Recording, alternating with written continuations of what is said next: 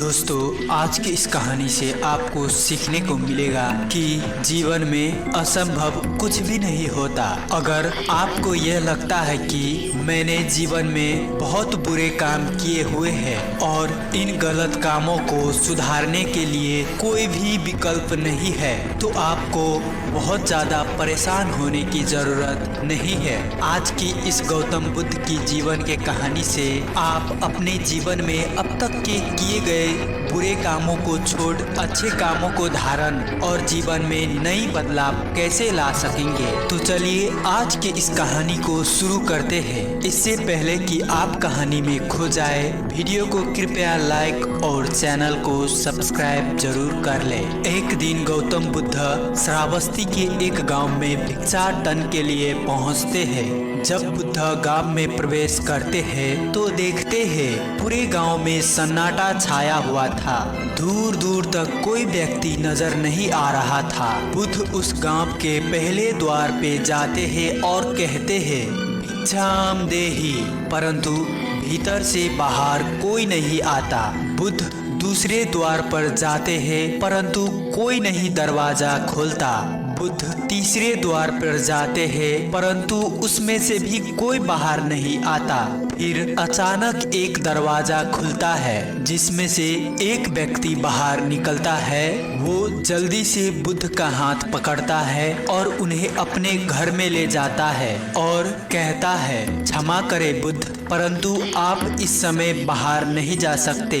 उंगली माल को श्रावस्ती की सीमा में देखा गया है। सभी गांव वाले डर के मारे अपने अपने घरों की खिड़कियां दरवाजे बंद करके बैठे हुए हैं। बुद्ध उस व्यक्ति से पूछते हैं, कौन है ये उंगली माल और उससे इतना भय क्यों है? वो व्यक्ति कहता है, उंगली माल एक राक्षस है। उसे जो भी व्यक्ति मिलता है, बच्चा, वृद्ध, स्त्री या पुरुष, यहाँ तक कि सन्यासी भी, वो किसी को भी नहीं छोड़ता।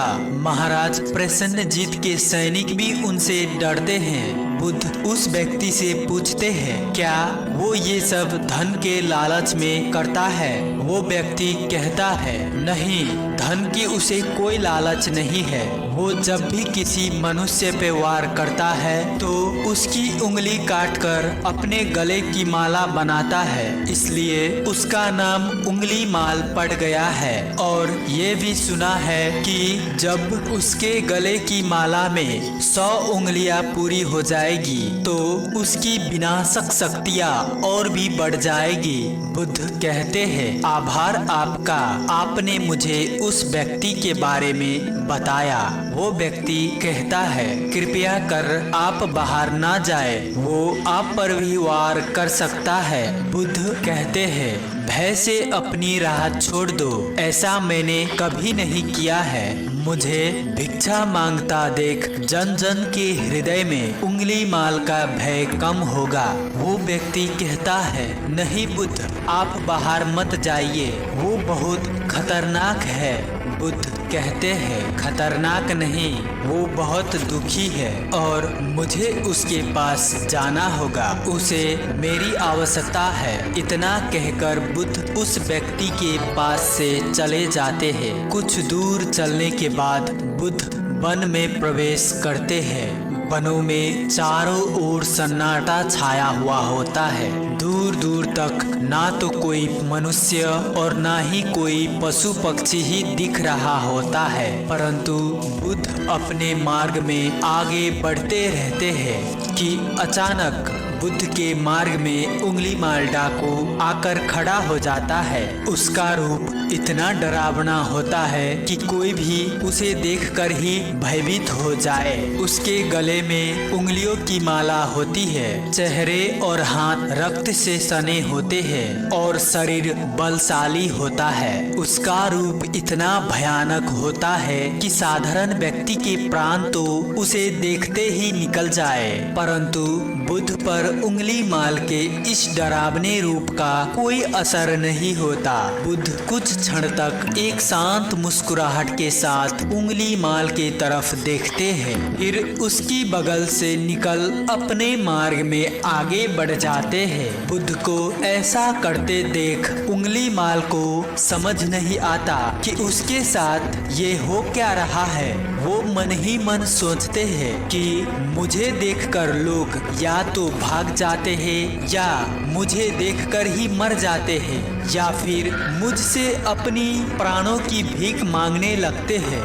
मैंने कई सन्यासियों को भी मारा है, परंतु मैंने आज तक ऐसा कोई व्यक्ति नहीं देखा जो मुझे नजरअंदाज करके अपने मार्ग में आगे बढ़ जाए। या तो इसने मुझ पर ध्यान नहीं दिया या फिर हो सकता है कि ये देख ही ना सकता हो, परंतु मुझे इससे क्या, मुझे तो अपनी उंगलियों की माला पूरी करनी है। उंगली माल बुद्ध को आवाज लगाता है, ए साधु रुक। बुद्ध उंगली माल को नजरअंदाज करते हैं और अपने मार्ग में आगे बढ़ते रहते हैं। उंगली माल और क्रोध में भरकर बुद्ध को आवाज लगाते हैं, ए साधु रुक। बुद्ध फिर से उंगली माल को नजरअंदाज करते हैं और अपने मार्ग में आगे बढ़ते रहते हैं। तीसरी बार बहुत ज्यादा क्रोध में भरकर आवाज लगाता है, ए साधु रुक जा।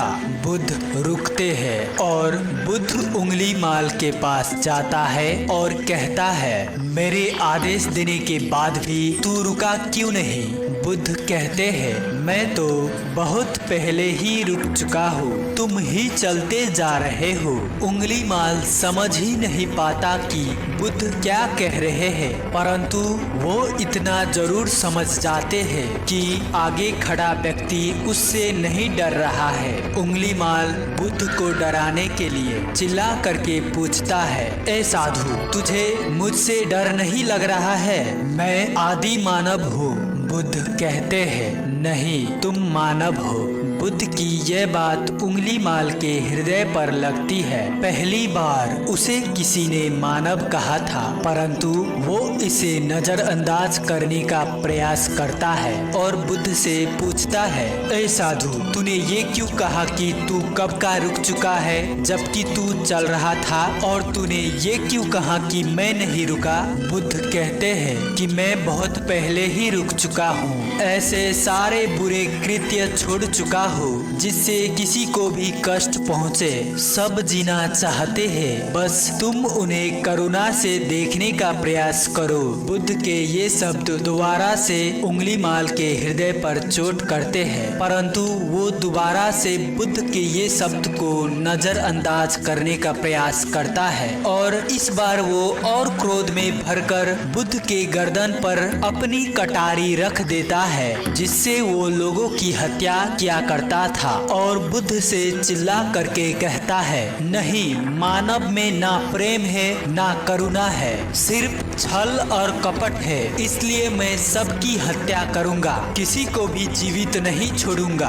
बुद्ध कहते हैं, लोगों ने तुम्हें बहुत दुख दिया है। उंगली माल क्रूरता मनुष्य अज्ञान के कारण ही करता है। ईर्षा, द्वेष, मोह, माया ये सभी अज्ञान के ही संतान है, परंतु वो व्यक्ति ही है जिसमें दया, करुणा, सद्भाव और समझ का उदय भी होता है। उंगली माल, यदि इस जीवन में क्रूर और निष्ठुर लोग हैं तो दयावान भी है। बस तुम्हें अपने आँखों से इस अंधेपन की पट्टी को हटाना होगा जो तुम्हें केवल बुरा ही दिखा रही है। तीसरी बार बुद्ध के शब्दों को सुन उंगली माल का खुद पर से संयम हट जाता है। उसे समझ नहीं आता कि पहली बार उसे अपना आपा इतना कमजोर क्यों महसूस हो रहा है। वो कोशिश तो करता है क्रोध करने की, परंतु कर नहीं पाता। तब वो बड़ी हिम्मत जुटाकर क्रोधित होने का नाटक कर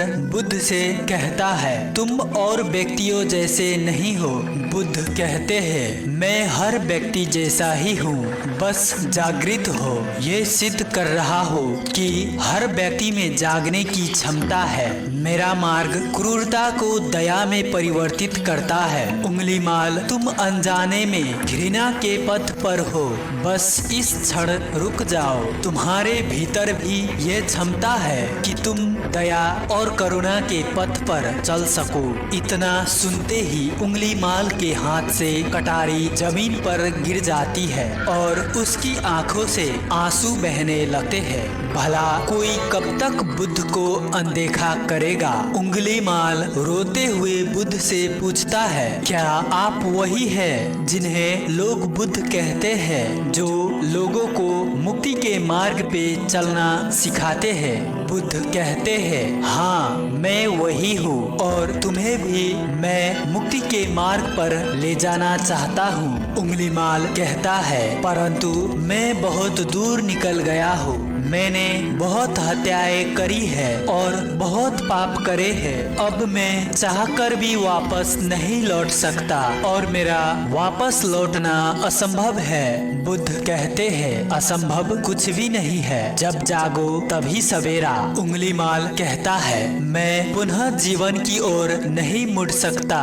बहुत देर हो चुकी है। बुद्ध कहते हैं, तुम में इतनी चेतना है कि तुम जानते हो कि जो तुमने अब तक किया वो बहुत बुरा था। इसका अर्थ ये है कि तुम जानते हो क्या अच्छा है और क्या बुरा। उंगलीमाल, जिस दिन से तुम अच्छा काम करना शुरू कर दिया, उस दिन से तुम्हारा एक नया जीवन शुरू हो जाएगा। उंगलीमाल कहता है, मैं कितने भी अच्छे कार्य क्यों ना कर लूं, परंतु लोग मुझे उसी दृष्टि से देखेंगे और मुझे चैन से जीने नहीं देंगे। बुद्ध कहते हैं, उंगलीमाल, यदि तुमने हिंसा का मार्ग छोड़ा तो मैं तुम्हें मार्ग दिखाऊंगा, तुम्हारा संरक्षण करूंगा, तुम्हें लोगों से बचाऊंगा। बस पहला कदम तुम्हें ही उठाना होगा। उंगलीमाल पूछता है, क्या ये हो सकता है? बुद्ध कहते हैं, अवश्य हो सकता है। तुम में असामान्य बुद्धि है उंगलीमाल, तुम परम सत्य के पथ पे बहुत आगे जाओगे। उंगलीमाल रोते हुए बुद्ध के चरणों में गिर पड़ता है। मैं आपको वचन देता हूँ कि मैं सारे बुरे कृत्य छोड़ दूंगा और आपके पीछे करुणा के पथ पर चलना सीखूंगा। बुद्ध कृपा कर मुझे आप अपना शिष्य बना लीजिए। बुद्ध कहते हैं, मैं शिष्य नहीं बनाता, बल्कि व्यक्ति स्वयं मेरे संग से जुड़ता है। उंगलीमाल उसी समय बुद्ध का भिक्षु बन जाता है। यहाँ पर एक बात समझनी जरूरी है कि बुद्ध किसी को भी शिष्य या भिक्षु नहीं मानते थे। जो भी व्यक्ति उसके साथ जुड़ता था उसे केवल मार्ग दिखाते थे और वो मार्ग पर चलता था। भिक्षु और शिष्य शब्द केवल संघ से जुड़ने वाले लोगों की पहचान होती थी। और मित्रों, आशा करता हूँ कि इस तरह से आपको इस कहानी के माध्यम को यह बात तो जरूर पता चली होगी कि हम पिछले समय में या भूतकाल में जितने भी गलती किए हैं, कुकर्म किए हैं, उससे कोई मायने नहीं रखता। बस आप आगे अपनी उस गलतियों को ना दोहराए। इसी से कहानी समाप्त करते हैं। अंत तक कहानी को सुनने के लिए बहुत बहुत धन्यवाद।